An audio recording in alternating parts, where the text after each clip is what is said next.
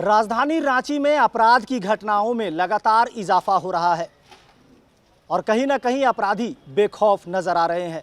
बीते दिन धुरवा थाना क्षेत्र में युवतियों के साथ सामूहिक दुष्कर्म की घटना होती है तो कहीं अपराधियों द्वारा किसी को गोलियों से छलनी कर दिया जाता है। इस मुद्दे पर हमारे साथ बात करने के लिए रांची की महापौर आशा लकड़ा जी है। आशा जी, सबसे पहले बात करेंगे कि राजधानी में अपराध की घटनाओं में लगातार इजाफा हो रहा है। अब कहना मुश्किल हो रहा है कि अपराध में राजधानी है या राजधानी में अपराध, कैसे देखती हैं? मजूदीन जी, मैं आपको बताना चाहती हूँ कि जिस तरह से सरकार जब से बनी है हेमंत सोरेन की, तब से लेकर के आज तक कोई भी व्यक्ति सुरक्षित नहीं है। चाहे महिला हो या पुरुष हो, युवा हो या युवती हो, कोई किसी से कुछ छुपा हुआ नहीं है। आपने देखा होगा कि अपराध बेखौफ घूम रहे हैं। यहाँ नक्सलवाद का बढ़ावा हो गया है। महिलाओं के साथ लगातार हर एक पन्ना पलटिए तो रेप का घटना दिखाई देता है।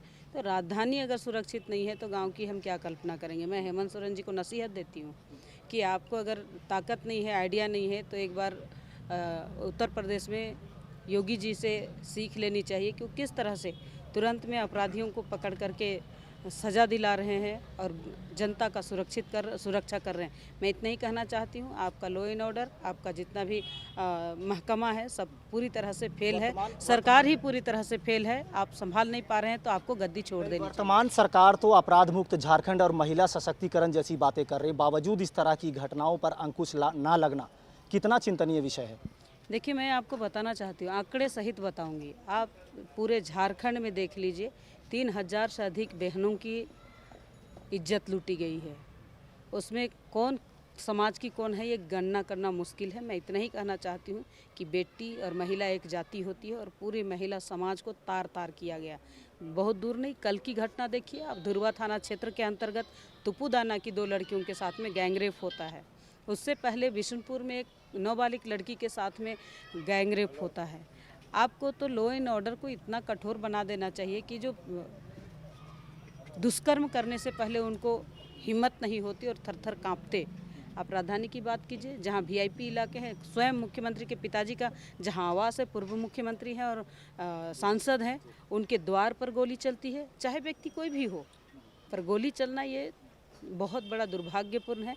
इसलिए हमने कहा कि अगर राजधानी सुरक्षित नहीं है तो झारखंड का क्या कल्पना करेंगे। बीती रात जैसे वार्ड 17 के पार्षद जो हैं शहनाज खान, इनके पति पर भी गोली चला दी गई, शबाना खान के पति जो हैं रिंकू खान जी, इन पर गोलियां चला दी गई। तो अब क्या लगता है कि अपराधियों को सज़ा मिलेगी? ऐसे अपराधियों पर सरकार अंकुश लगा सकेगी? अब मैं अभी तक देखी कि सरकार का किसी तरह से कोई स्टेटमेंट नहीं आया, उनका कोई पक्ष कभी नहीं आया।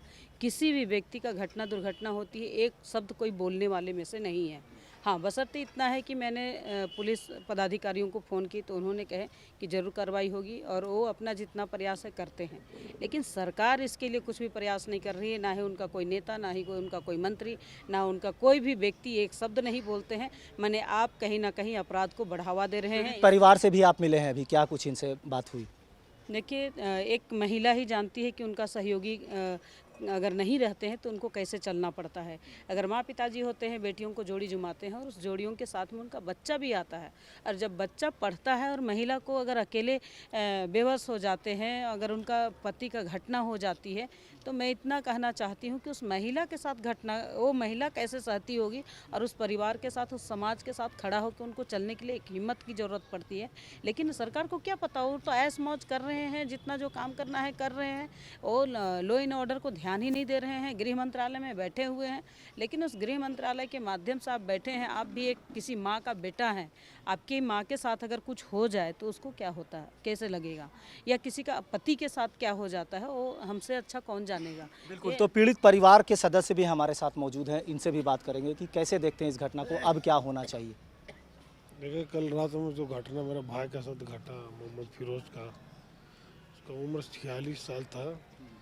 कहीं ना कहीं ये अपना पैसा तगादा करने गया था, ऐसी क्रम उसका हत्या हो जाता है। बहुत निंदनीय घटना है। अगर अभी तक 24 घंटा हो गया, प्रशासन क्लियर नहीं कर पाया है कि मुजरिम कौन है।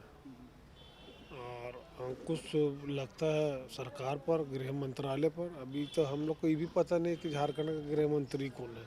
जब उसको सामने आकर स्टेटमेंट देना चाहिए। राजधानी में दिन प्रतिदिन मर्डर हो रहा है। मुझको लगता है 2 महीने के अंदर में 11-12 मर्डर हो गया है और अभी तक कोई स्टेटमेंट नहीं आना सरकार का, दुर्भाग्यपूर्ण है।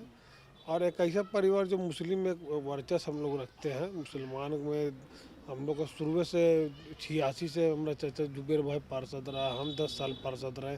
अभी शबाना खान का पार्षद हम लोग 17 नवंबर में नियुक्त किए हैं।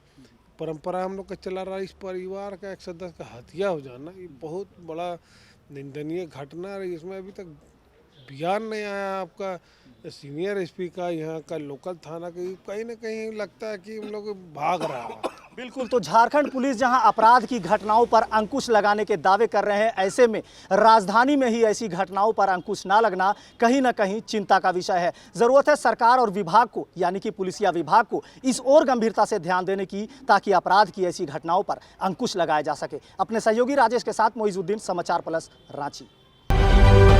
समाचार प्लस, खबर वही जो हमने कही।